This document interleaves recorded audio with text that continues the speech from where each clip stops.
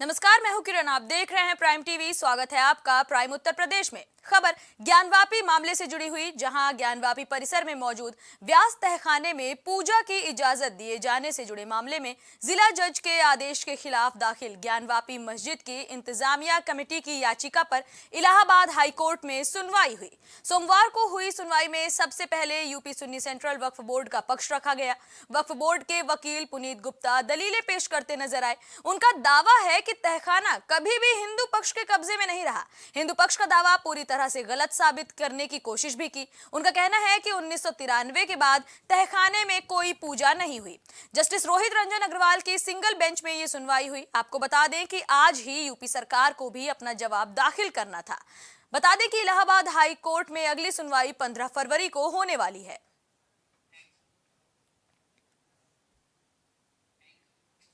लखनऊ के सरोजनी नगर में मौजूद सीआरपीएफ मेंस क्लब में 12 रोजगार मेला समारोह का आयोजन किया गया, जहां इस मौके पर प्रधानमंत्री के वर्चुअल संबोधन के दौरान सैकड़ों की संख्या में उम्मीदवारों सहित सीआरपीएफ उच्च अधिकारी मौजूद रहे।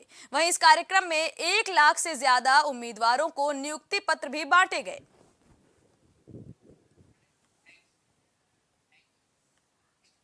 मथुरा में गिरधरपुर रोड पर मौजूद अजय नगर कॉलोनी में अल्पसंख्यक युवा मोर्चा ने एक संवाद कार्यक्रम का आयोजन किया।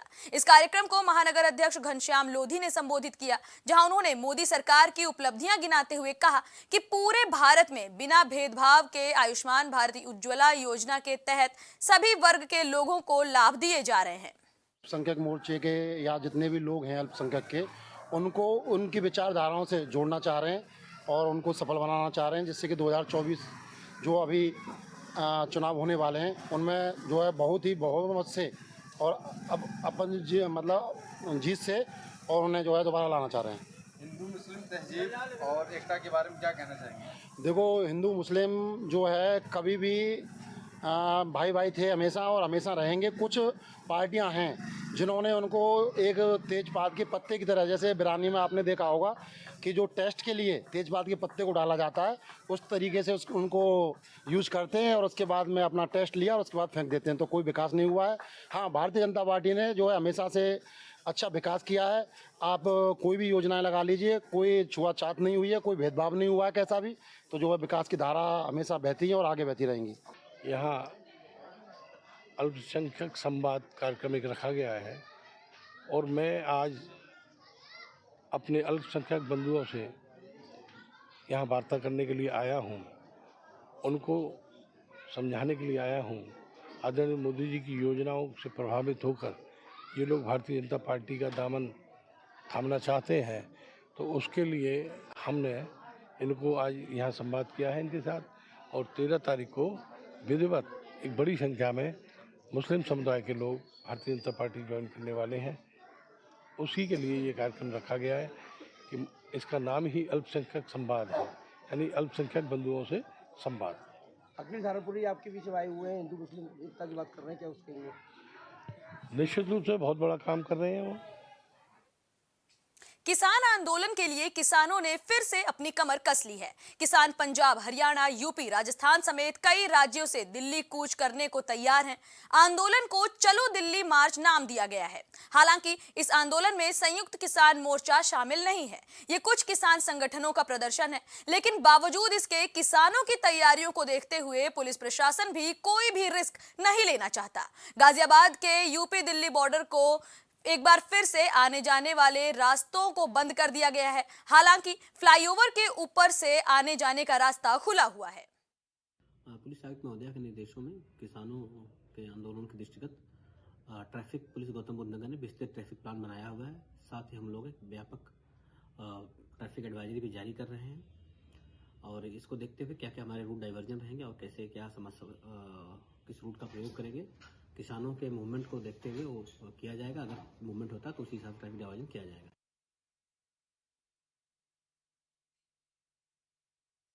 मिर्जापुर में लाल खून का काला कारोबार करने वालों को लेकर खबर चलाने वाले पत्रकार के खिलाफ हुई एफआईआर को लेकर जिले के सभी पत्रकारों में एकजुटता नजर आई। पत्रकारों ने इस मामले पर डीआईजी से मुलाकात करते हुए मामले में निष्पक्ष जांच की मांग की है। ज्ञापन देने आए हैं यहाँ इसके किस संबंध में? ऐसा है कि मिर्जापुर में जितने भी निजी चिकित्सालय हैं, जो उनके ब्लड बैंक हैं, वहाँ गरीब जनता का शोषण जबरदस्त हो रहा है और फ्री का खून लेते हैं, कैंप लगाते हैं, फ्री का खून लेते हैं, लेकिन आम पब्लिक को वो खून की कीमत 15,000, 20,000, 25,000 रुपए देनी पड़ती है। इस तरह का एक मामला मिर्जापुर में भी 20 जनवरी को आया था, जिसमें कुछ पत्रकार साथियों ने वीडियो बनाया था। उस वीडियो का संज्ञान प्रशासन ने नहीं लिया, जबकि सीएमओ और शहर कोतवाल को प्रार्थना पत्र दिया गया था कि इस तरह का मामला अस्पतालों में चल रहा है। राजधानी लखनऊ के कल्ली पश्चिम में प्रतिबंधित पेड़ों की धड़ल्ले से कटाई हो रही है। हरियाली पर आरा चलाकर पेड़ कटान माफिया मालामाल हो रहे हैं। वहीं इस अवैध कटान में वन विभाग और स्थानीय पुलिस पर भी मिली भगत का आरोप लग रहा है। बताया जा रहा है कि अवैध कटान की शिकायत करने वाले कप्तान सिंह लगातार उच्च अधिकारियों से मामले की शिकायत कर रहे हैं, बावजूद इसके मामले में कोई एक्शन नहीं लिया जा रहा है। पेड़ों से संबंधित हम शिकायत माननीय मुख्यमंत्री द्वारा हर वर्ष वृक्षारोपण कराया जाता है समस्त तहसील क्षेत्रों में। उसी को देखते हुए कोरोना काल महामारी जब आई और ऑक्सीजन की कमी पड़ी, तो पर्यावरण को देखते हुए हमने ये अपने आप में ध्यान किया कि कहीं पर हमारी आप लोगों की गलती है, जिसके कारण ऑक्सीजन की कमी हो रही है, क्योंकि वृक्ष लगातार काटे जा रहे हैं और प्लाटिंग की जा रही है।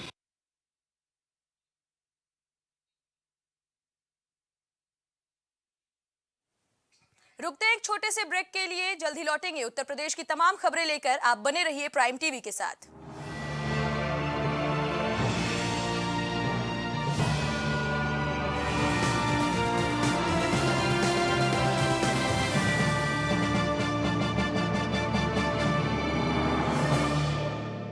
प्रधानमंत्री श्री नरेंद्र मोदी का संकल्प है कि देश का हर नागरिक पोषित, सशक्त और समर्थ बने। जब पूरा विश्व इस सदी की सबसे बड़ी महामारी कोविड-19 से जूझ रहा था, उस दौरान प्रधानमंत्री श्री नरेंद्र मोदी जी के नेतृत्व में भारत सरकार ने प्रधानमंत्री गरीब कल्याण अन्न योजना का संचालन कर देश के गरीबों की खाद्य सुरक्षा सुनिश्चित की। इसी संवेदनशीलता को जारी रखते हुए आज 80 करोड़ से भी ज्यादा लोगों को मुफ्त अनाज दिया जा रहा है। सभी को अनाज, पोषित समाज।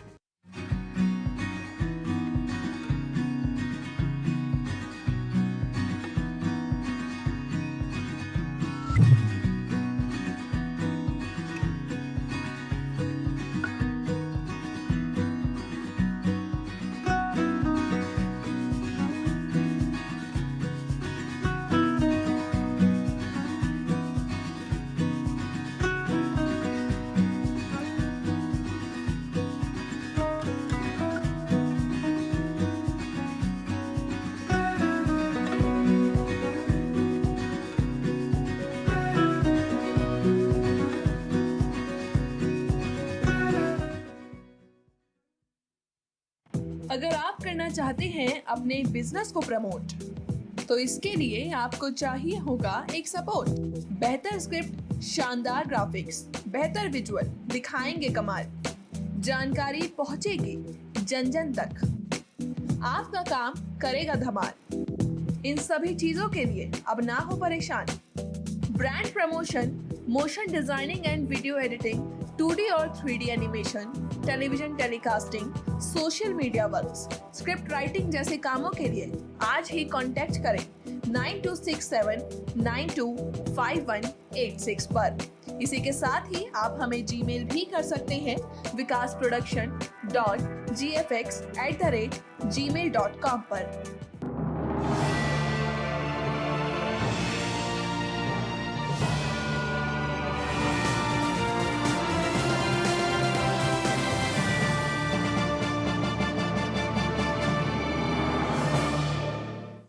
ब्रेक के बाद एक बार फिर से स्वागत है आपका प्राइम उत्तर प्रदेश में। रुक करते हैं एक बार फिर से यूपी की बड़ी खबरों की ओर। खबर एटा से है, जहां एटा पुलिस ने 7 साल की मासूम के साथ दुष्कर्म के बाद हत्या की सनसनीखेज वारदात का 24 घंटे के अंदर खुलासा करते हुए गांव के ही एक युवक को गिरफ्तार किया है। बताया जा रहा है कि आरोपी ने चॉकलेट का लालच देकर बच्ची को सरसों के खेत में ले जाकर दुष्कर्म की वारदात को अंजाम दिया और इसी के बाद बच्ची की गला दबाकर हत्या कर दी और शव को खेत खेत में ही छोड़कर फरार हो गया। वहीं घटनास्थल पर पहुंची पुलिस ने आरोपी को हिरासत में लेते हुए पूछताछ शुरू कर दी है। पूछताछ के दौरान आरोपी ने हत्या और दुष्कर्म की वारदात करने को कबूल किया है। एक 7 साल की बच्ची खेलते खेलते घर से गायब हो गई है। प्रथम दृष्टया पुलिस ऑफिसर होने के नाते हम सब लोगों के दिमाग में बात आई, 7 साल की बच्ची अगर गायब है और काफ़ी देर से नहीं मिली है तो निश्चित तौर पर उसके साथ कहीं न कहीं कुछ अनहोनी हो गई। हमारी पूरी टीम सक्रिय हुई, उसमें डेड बॉडी को हमारे डॉग स्क्वाड में जो हमारा लेब्राडोर डॉग है उसने जा कर के सरसों के खेत में बरामद किया और रात भर हम लोग की टीम इसमें सक्रिय रही। डेड बॉडी बरामद हो गई थी। ये जवाहर शर्मा जो कि सजाती है बच्ची का और पड़ोस में ही घर है, उसने टॉफ़ी दे करके उसको लालच में ले जा करके खेत में दुष्कर्म किया था और बच्ची के चिल्लाने पे उसका गला दबा करके हत्या कर दिया। उसने स्वीकार किया है।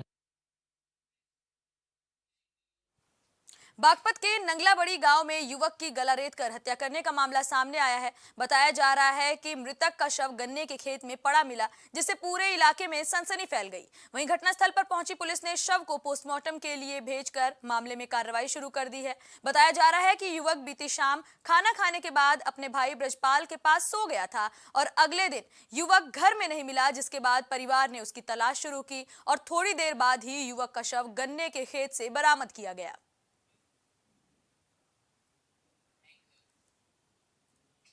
श्रावस्ती के मजरा साईपुरवा गांव से रिश्तों को शर्मसार करने का मामला सामने आया है। बताया जा रहा है कि शराब के नशे में धुत 44 साल के युवक ने घर में खेल रही छोटे भाई की 4 साल की मासूम बच्ची के साथ दुष्कर्म को अंजाम दिया और इसके बाद घर में मौजूद बाथरूम में छुपकर बैठ गया। वहीं जब खेल रही बच्ची को परिवार ने ढूंढना शुरू किया तो बच्ची रजाई में खून से लथपथ मिली। इसके बाद परिजनों ने इस घटना की जानकारी पुलिस को दी। वहीं मौके पर पहुंची पुलिस ने आरोपी को गिरफ्तार कर लिया है, जिसका नाम शिव कुमार बताया जा रहा है। जानकारी के मुताबिक बच्ची को सामुदायिक स्वास्थ्य केंद्र में भर्ती कराया गया है, जहां उसका इलाज चल रहा है।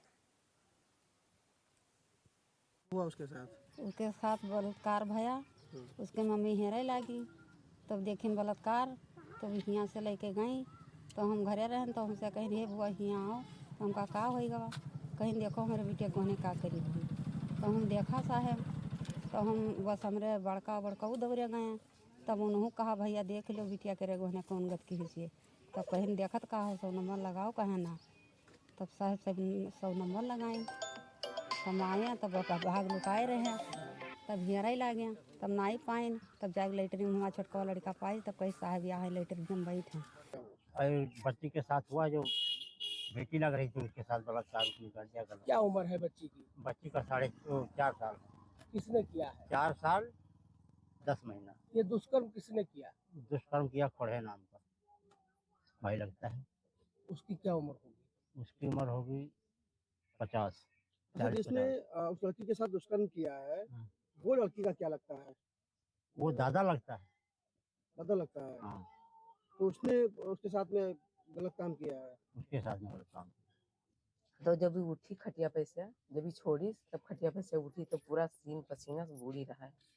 तो रुआवे तब महतरिया लाए तो उसके घर आए पूछे साय कहे बहनी का होगा, तो वो लड़की बताइस तब उनका लेके गए, तब अपने सास का घर आई, तब कहे बुआ यहाँ आओ देखो के का कई डारी सी बने, तब घर आई तो हम हो सब गए दौरे रोवे लाग, तो हमसे दौरे गए तो हम का होगा, तो कहिस कि मैंने देखो कौन हालत बिटिया मेरा की हिस्सी। तो जब 100 नंबर लगावागा तो आए 100 नंबर वाले खोजे लागे, तो बैठ रहा तो लेटरिन में लुकान नहा, तब जब तो लेटरिन में लुकान नहा पहुँचा तो घर में हेरिन नहीं पाए, तब गए तो हमारे जी को लड़कियाँ हुए वही गए, तब देखें लेटरिन में बैठ रहा। गए खेलने में उसको बुला के अंदर अपना रजाई नीचे जो कुछ किया, उसके बाद में पता चला उसकी मम्मी हेरने गई तो पता चला तो उसको रजाई के नीचे पाए। पूरा मामला थाना गिलौला के साईपुरवा गांव में एक 4 वर्षीय बच्ची के साथ दुष्कर्म का मामला प्रकाश में आया है। इस संबंध में वादिनी से प्रथम पत्र लेकर के अभियोग पंजीकृत किया गया है।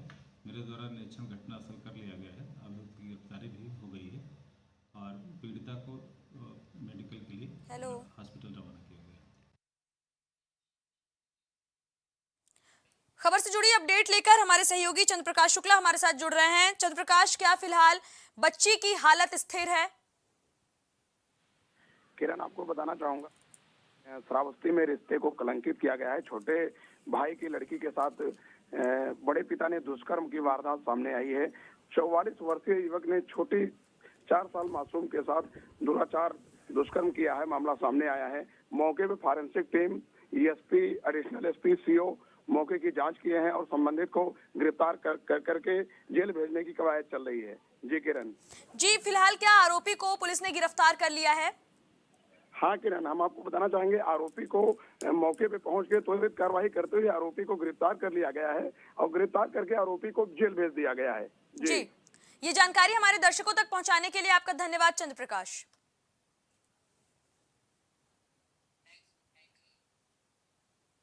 मथुरा के जमुना पार थाना क्षेत्र के हयातपुर रोड पर बदमाशों ने एक युवक को गोली मार दी। बताया जा रहा है कि ट्रांसपोर्ट कंपनी में मुनीम के पद पर कार्यरत प्रेम शंकर देर रात मोटरसाइकिल से ट्रांसपोर्ट कंपनी से अपने गांव के लिए निकले थे। इसी दौरान पीछे से आ रहे मोटरसाइकिल सवार बदमाशों ने उनके ऊपर फायर झोंक दिया। प्रेम शंकर सारस्वत को घायल हालात में उपचार के लिए अस्पताल पहुंचाया गया, जहां डॉक्टर्स ने उन्हें मृत घोषित कर दिया। वहीं पुलिस मृतक के शव को कब्जे में लेकर पोस्टमार्टम के लिए भिजवा कर मामले की जांच शुरू कर चुकी है।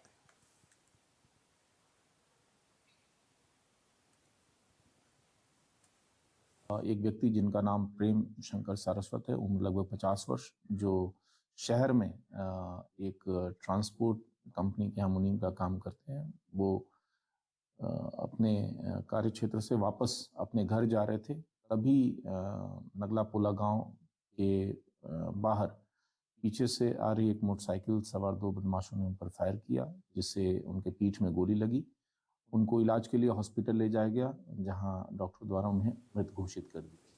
फिलहाल प्राइम उत्तर प्रदेश में इतना ही। देश दुनिया से जुड़ी तमाम खबरों के लिए बने रहिए प्राइम टीवी के साथ।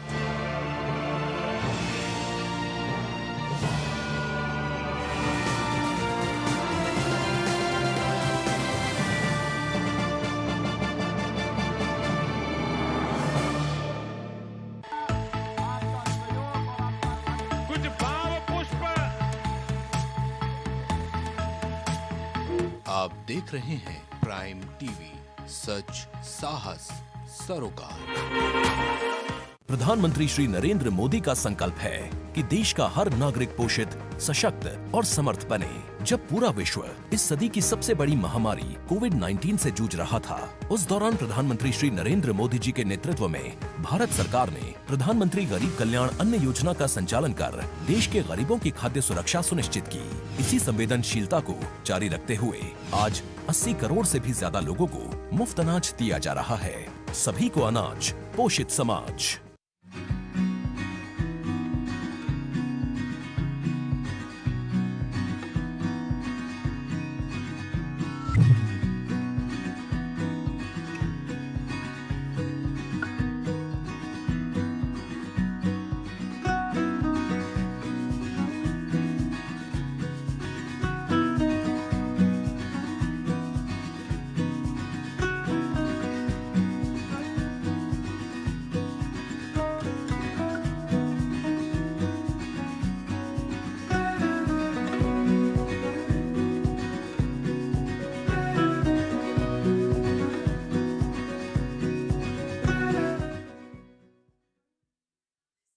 अगर आप करना चाहते हैं अपने बिजनेस को प्रमोट, तो इसके लिए आपको चाहिए होगा एक सपोर्ट।